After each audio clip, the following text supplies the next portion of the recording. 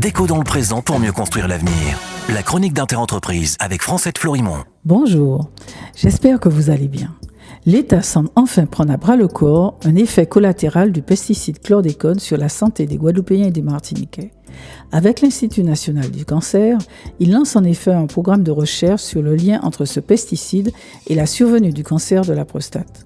Doté d'un budget de 3,4 millions d'euros, les recherches dureront 5 ans. Pluridisciplinaires, elles devront apporter des réponses claires et argumentées sur la fréquence, la mortalité et la survenue du cancer de la prostate en Guadeloupe et en Martinique, notamment pour ses formes graves, les caractéristiques cliniques du cancer de la prostate dans ces territoires, la relation entre l'exposition à la chlordécone et le risque de cancer de la prostate, le niveau d'accumulation de la chlordécone dans les tissus gras et prostatiques. Ainsi, durant 5 ans, 5 chercheurs travailleront sur 4 axes.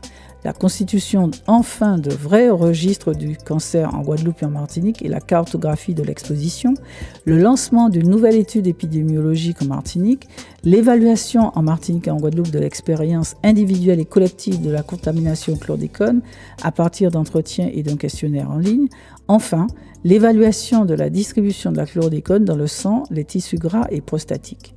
Il est vraiment temps que l'État s'en préoccupe en y mettant les moyens. Depuis 2018, en effet, l'étude Canary a révélé que 95% des Guadeloupéens et 92% des Martiniquais ont des traces de chlordécone dans leur sang et que ces populations ont des taux d'incidence du cancer de la prostate parmi les plus élevés du monde.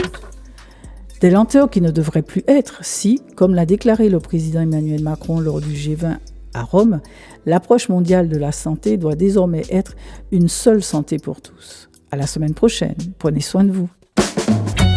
Déco dans le présent pour mieux construire l'avenir.